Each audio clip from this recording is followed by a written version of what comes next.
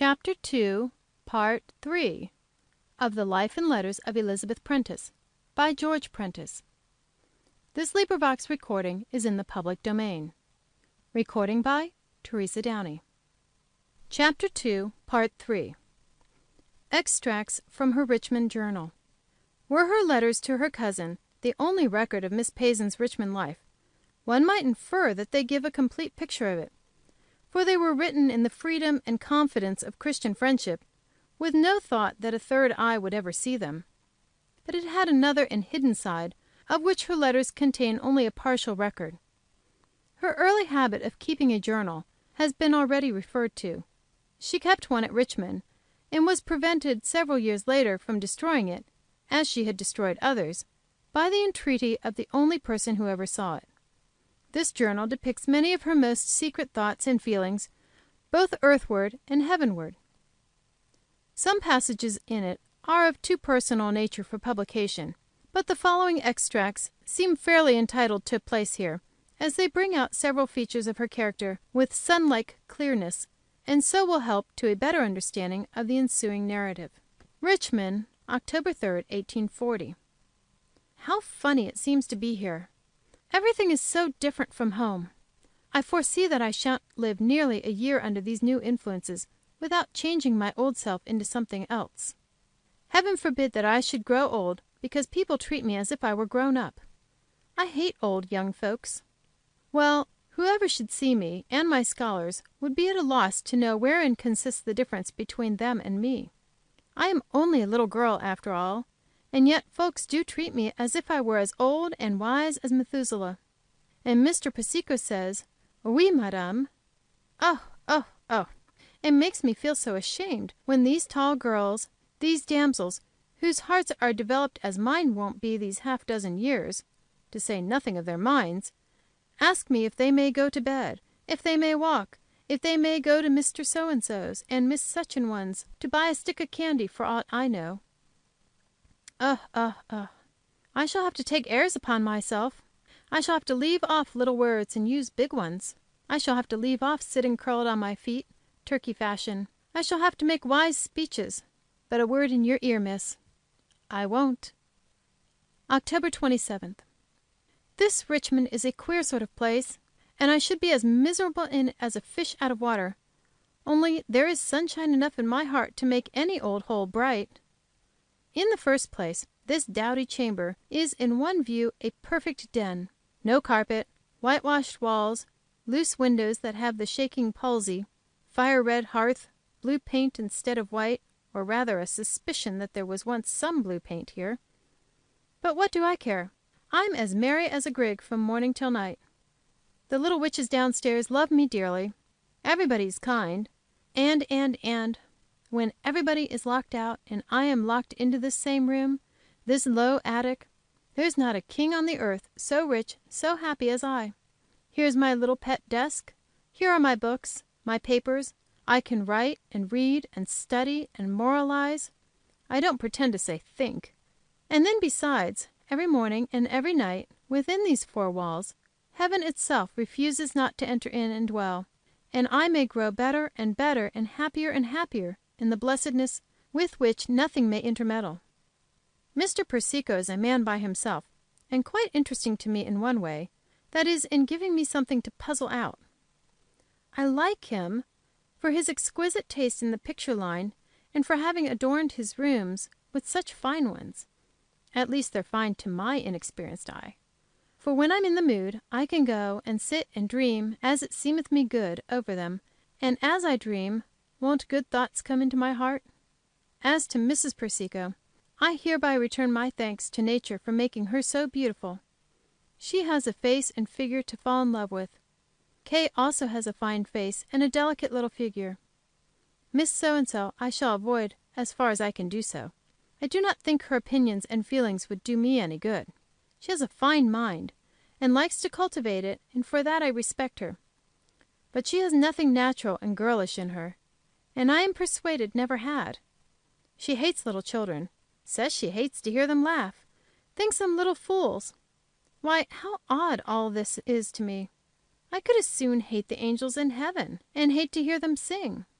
That, to be sure, is my way, and the other way is hers. But somehow it doesn't seem good hearted to be so very, very superior to children as to shun the little loving, beautiful creatures. I don't believe I shall ever grow up. But Miss So and so, I don't want to do you an injustice, and I'm much obliged to you about all the flattering things you said about me, and if you like my eyes, and think there is congeniality of feeling between us, why, I thank you. But oh, don't teach me that the wisdom of the world consisteth of forswearing the simple beauties with which life is full. Don't make me fear my own happy girlhood by talking to me about love. Oh, don't. December 1. I wonder if all the girls in the world are just alike. Seems to me they might be so sweet and lovable if they'd leave off chattering forever and ever about lovers. If mothers would keep their little unfledged birds under their own wings, wouldn't they make better mother birds? Now some girls downstairs, who ought to be thinking about all the beautiful things in life but just lovers, are reading novels, love stories, and poetry till they can't care for anything else. Now, Lizzie Payson, where's the use of fretting so? Go right to work reading Leighton, and you'll forget that all the world isn't as wise as you think you are, you little vain thing, you. Alas and alas, but this is such a nice world, and the girls don't know it. December 2. What a pleasant walk I had this morning on Ambler's Hill. The sun rose while I was there, and I was so happy. The little valley, clothed with white houses and completely encircled by hills, reminded me of the verse about the mountains round about Jerusalem. Nobody was awake so early, and I had all the great hill to myself, and it was so beautiful that I could have thrown myself down and kissed the earth itself. Oh, sweet and good and loving Mother Nature, I choose you for my own. I will be your little lady love. I will hunt you out wherever you hide, and you shall comfort me when I am sad, and laugh with me when I am merry, and take me by the hand, and lead me onward and upward, till the image of the heavenly forceth out that of the earthly from my whole heart and soul. Oh, how I prayed for a holy heart on that hillside, and how sure I am that I shall grow better. And what companionable thoughts I've had all day for that blessed walk. The 8th. My life is a nice little life just now, as regular as clockwork.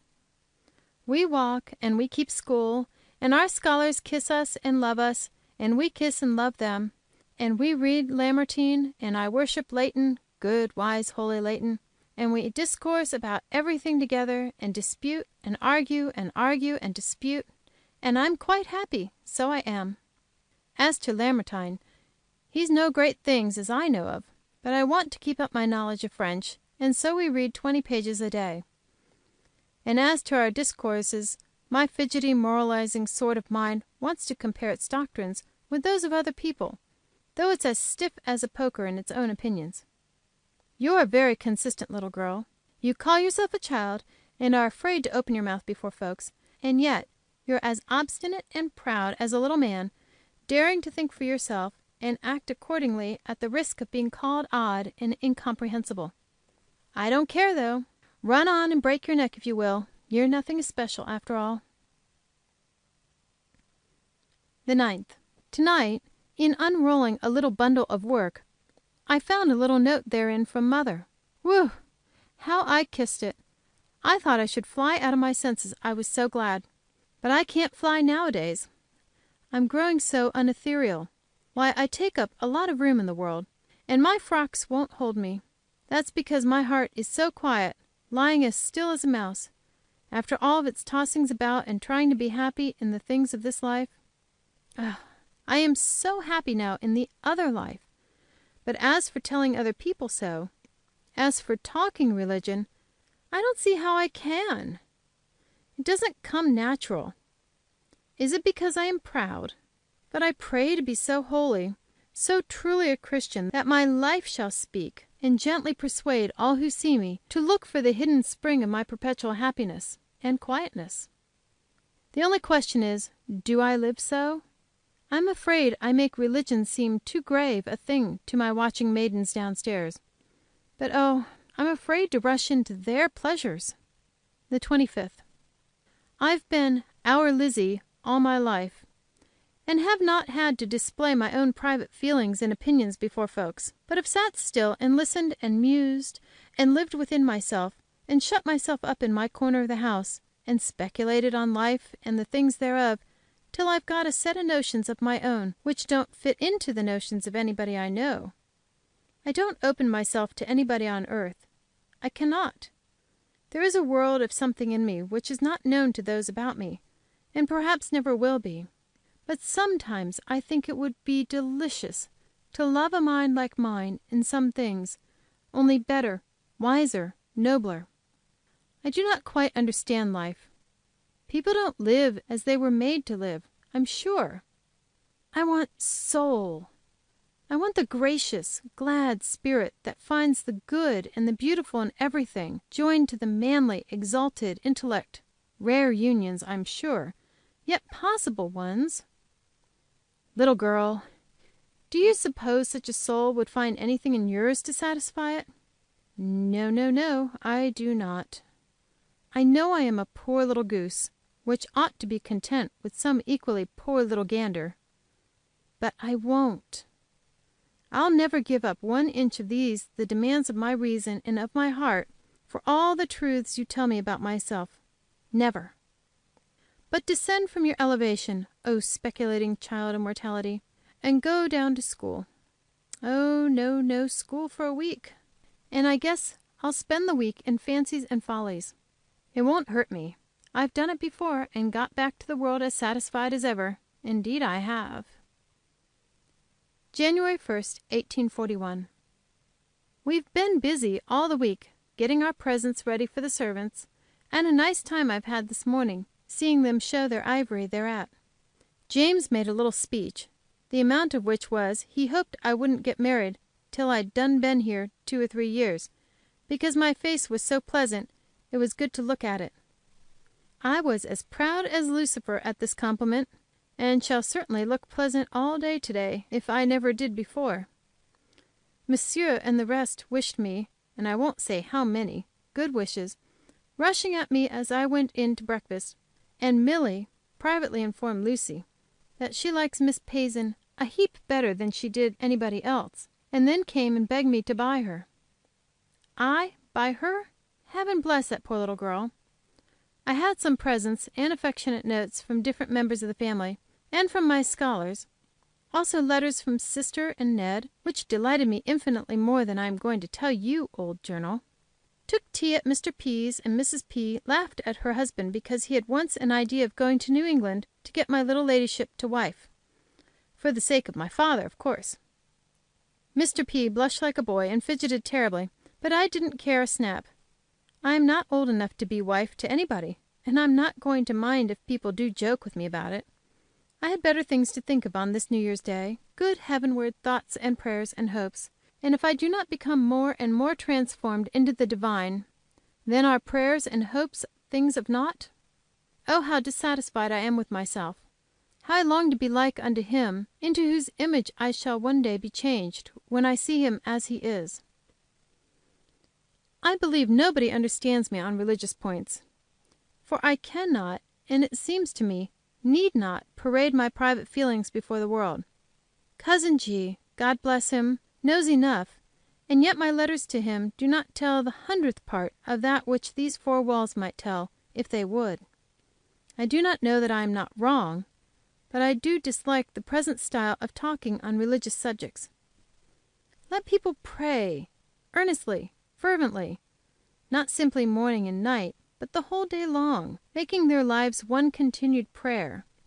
But oh, don't let them tell others of it, or let others know half how much of communion with heaven is known to their own hearts.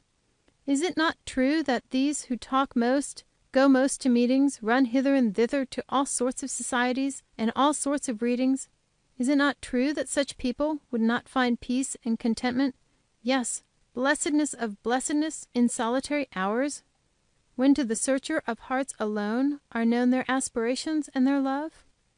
I do not know. I am puzzled. But I may say here, where nobody will ever see it, what I do think, and I say it to my own heart, as well as over the hearts of others. There is not enough of real, true communion with God. not enough nearness to Him, not enough heart searching before Him, and too much parade and bustle and noise and doing of His work on earth. Oh, I do not know exactly what I mean, but since I have heard so many apparently Christian people own that of this sense of nearness to God they know absolutely nothing, that they pray because it is their habit, without the least expectation of meeting the great yet loving Father in their closets, since I have heard this, I am troubled and perplexed. Why is it not indeed true that the Christian believer, God's own adopted, chosen, beloved child, may speak face to face with his Father, humbly, reverently, yet as a man talketh with his friend? Is it not true? Do I not know that it is so? Oh, I sometimes want the wisdom of an angel, that I may not be thus disturbed and wearied. 14. Now either Miss So and so's religion is wrong and mine right, or else it's just the other way. I wrote some verses, funny ones, and sent her to day, and she returned for answer that verse in Proverbs about vinegar on nitre, and seemed distressed that I ever had such worldly and funny thoughts.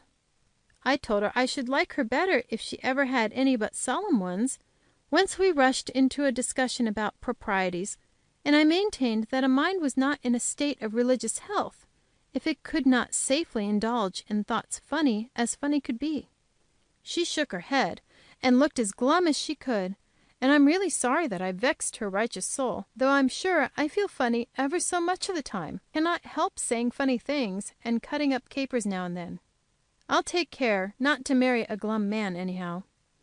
Not that I want my future lord and master to be a teller of stories, a wit, or a particularly funny man, but he shan't wear a long face and make me wear a long one, as though he may be as pious as the day is long, and must be, what's more. Oh, my! I don't think I was so very naughty. I saw Miss So and so laughing privately at these same verses, and she rushed in to Mrs. P. and read them to her, and then copied them for her aunt, and paid 25 cents postage on the letter. I should like to know how she dared waste so much time in unholy employments. As I was saying, and am always thinking, it's rather queer that people are so oddly different in their ideas of religion. Heaven forbid I should trifle with serious and holy thoughts of my head and heart, but if my religion is worth a straw, such verse writing will not disturb it. January 16. I wonder what's got into me to day. I feel cross, without the least bit of reason for so feeling. I guess I'm not well, for I'm sure I've felt like one great long sunbeam I don't know how many months, and it doesn't come natural to be fretful. 17. I knew I wasn't well yesterday, and to day am half sick. We got through breakfast at 20 minutes to 11, and as I was up at 7 I got kind of hungry and out of sorts. This afternoon went into church and heard one of Dr. E.'s argumentative sermons, but there's something in those prayer book prayers, certainly, if men won't or can't put any grace into their sermons. I wish I had a perfect ideal Sunday in my head or heart, or both. If I'm very good, I'm tired at night, and if I'm bad, my conscience smites me, so anyway I'm not very happy just now. And I'm sick, and mean to go to bed, and so. The 18. Had a talk with Nanny. She has a thoughtful mind, and who knows but we may do her some good. I love to have her here, and for once in my life like to feel a little bit, just the least little bit, old. That is, old enough to give a little sage advice to the poor thing when she asks it. She says she won't read any more novels, and will read the Bible, and dear knows what else she said about finding an angel for me to marry, which Heaven forbid she should do, since I'm too fond of being a little mite naughty to desire anything of that sort. After she was in bed she began to say her prayers most vehemently, and among other things prayed for Miss Payson. I had the strangest sensation, and yet an almost heavenly one, if I may say so. May it please Heaven to listen to her prayer for me, and mine for her, dear child. But suppose I do her no good while she lives so under my wing. 19. Up early and walked and read Leighton. Mr. P. amused us at dinner by giving a funny account in his funny way of a mistake of EH's. She asked me the French for as. Aussi, quoth I. Thereupon she tucked a great O.C.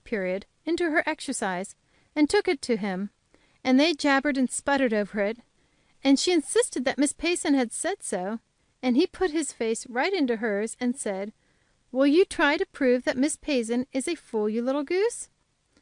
And at last Miss A. understood and explained. Read Leighton after school, and 32 pages of Lamartine. Then Mr. P. called. Then Miss So and so teased me to love her, and kept me in her paws till the bell rang for tea.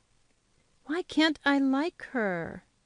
I should be so ashamed if I should find out, after all, that she is as good as she seems. But I never did get cheated yet, when I trusted my own mother wits, my instinct, or whatever it is by which I know folks, and she is found wanting by this something. The 28th. Mrs. Persico has comforted me to day. She says Mr. T. came to Mr. P. with tears in his eyes (could such a man shed tears?) and told him that I should be the salvation of his child, that she was already the happiest and most altered creature, and begged him to tell me so.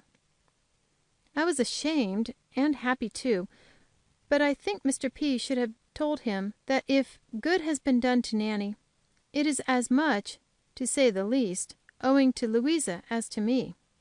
Elle always joins me in everything I do and say for her, and I would not have even an accident deprive her of her just reward for anything.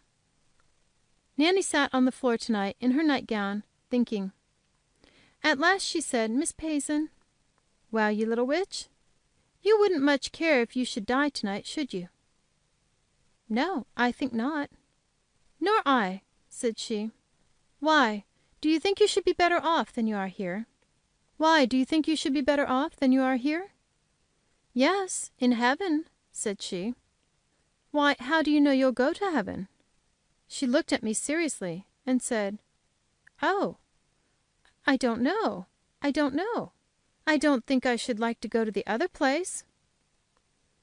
We had then a long talk with her, and it seems she's a regular little believer in purgatory, but I wouldn't dispute with her. I guess there's a way of getting at her heart better than that. Why is it that I have such a sensitiveness on religious points, such a dread of having my own private aims and emotions known by those around me? Is it right? I should like to be just what the Christian ought to be in these relations. Miss So and so expects me to make speeches to her, but I cannot. If I thought I knew ever so much, I could not, and she annoys me so. Oh, I wish it didn't hurt my soul so to touch it. It's just like a butterfly's wing. People can't help tearing off the very invisible down, so to speak, for which they take a fancy to it, if they get it between their fingers and thumb, and so I have to suffer for their curiosity's sake. Am I bound to reveal my heart life to everybody who asks?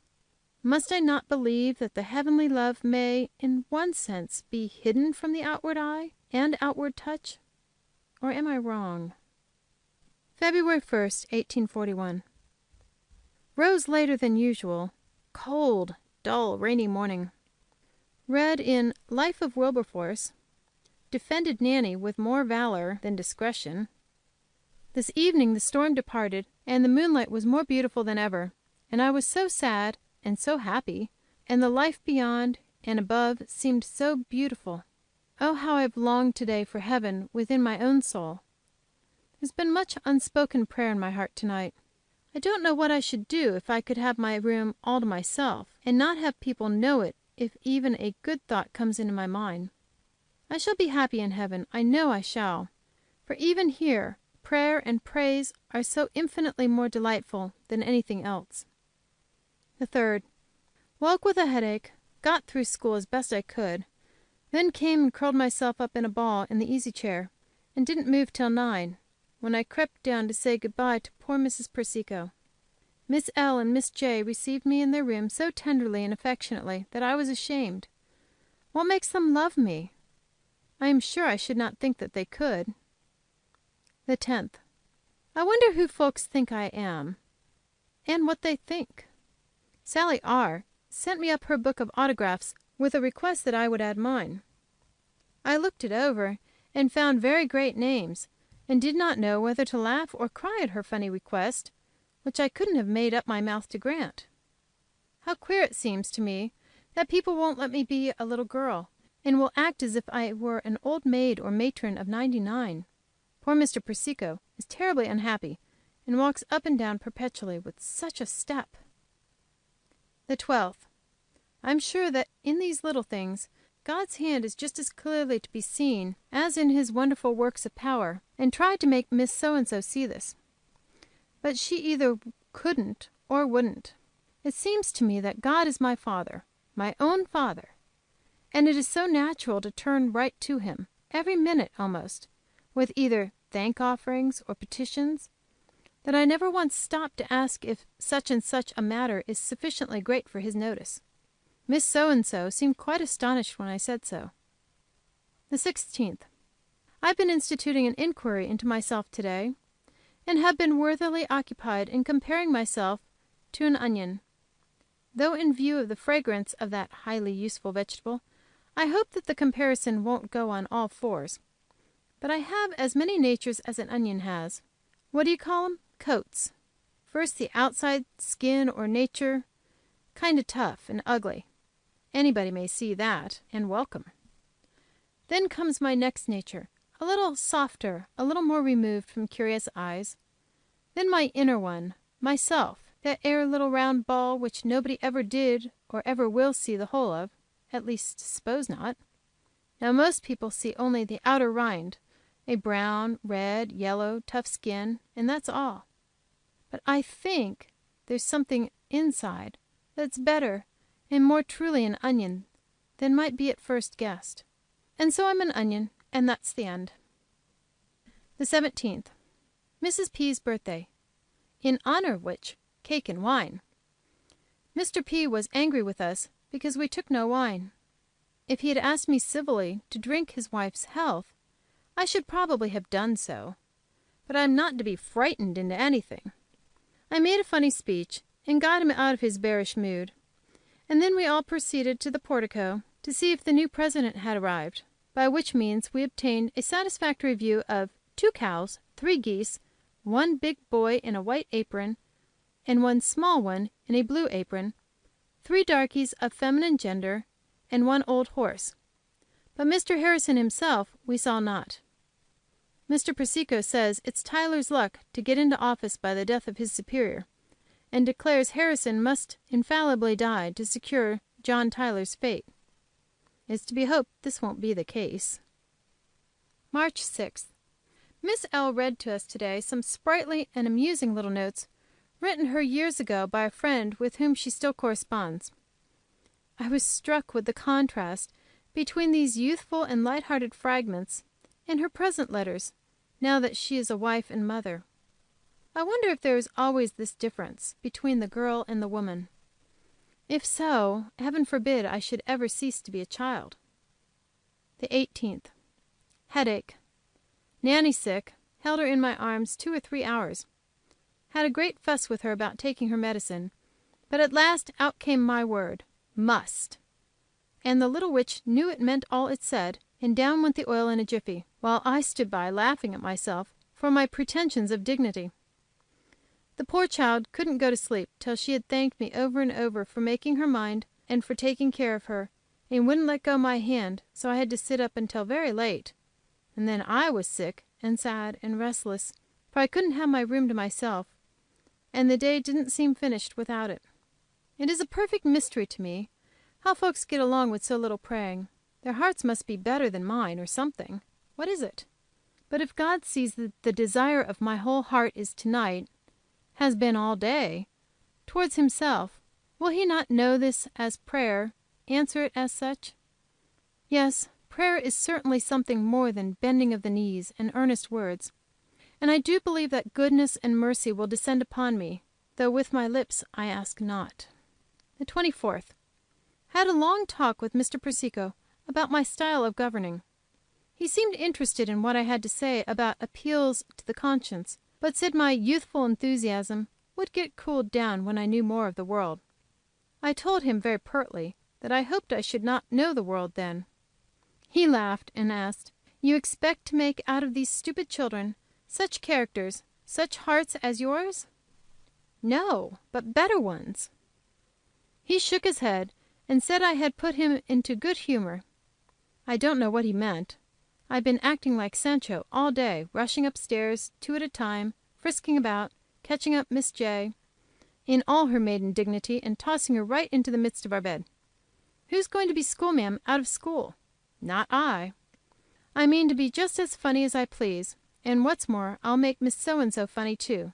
That I will. She'd have so much more health, Christian health, I mean, if she would leave off trying to get to heaven in such a dreadful bad way. I can't think religion makes such a long, gloomy face. It must be that she is wrong, or else I am.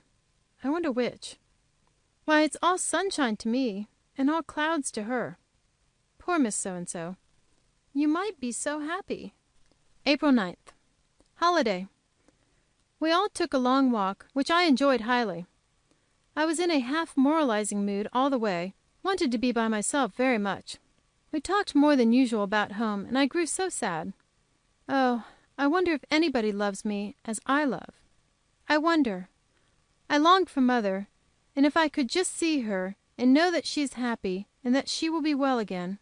It is really a curious question with me, whether, provided I ever fall in love, for I'll fall in love, else not go in at all, I shall leave off loving mother best of anybody in the world. I suppose I shall be in love some time or other, but that's nothing to do with me now, nor I with it. I've got my hands full to take care of my naughty little self. The 17th. Mrs. Persico got home to night, and what a meeting we had! What rejoicing! How beautiful she looked as she sat in her low chair, and we stood and knelt in happy circle about her. A queen, an angel, could not have received love and homage with a sweeter grace. Sue Irvine cried an hour for joy, and I wished I was one of the crying sort, for I'm sure I was glad enough to do almost anything. Beautiful woman! We sang to her the welcome home, Miss F. singing as much with her eyes as with her voice, and Mr. and Mrs. Persico both cried, he like a little child. Oh, that such evenings as this came oftener in one's life!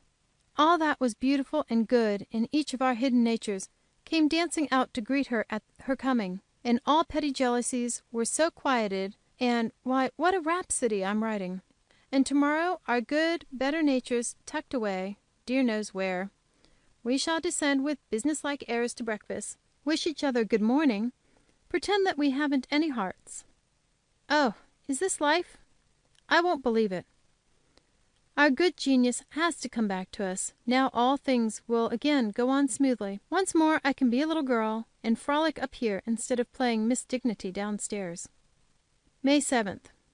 This evening I passed unavoidably through Miss So and so's room.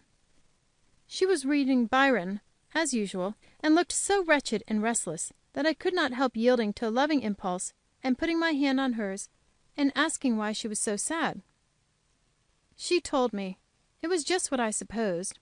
She is trying to be happy, and cannot find out how. Reads Byron, and gets sickly views of life. Sits up late, dreaming about love and lovers.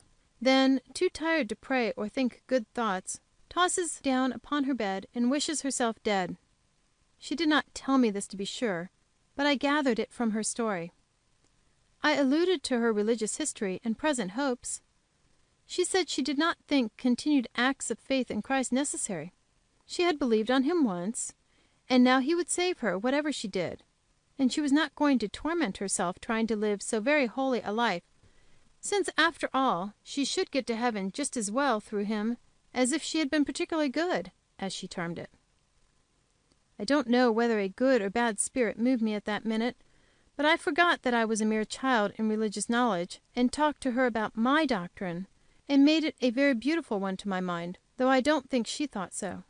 Oh, for what would I give up the happiness of praying for a holy heart, of striving, struggling for it? Yes, it is indeed true that we are to be saved simply, only, apart from our own goodness, through the love of Christ.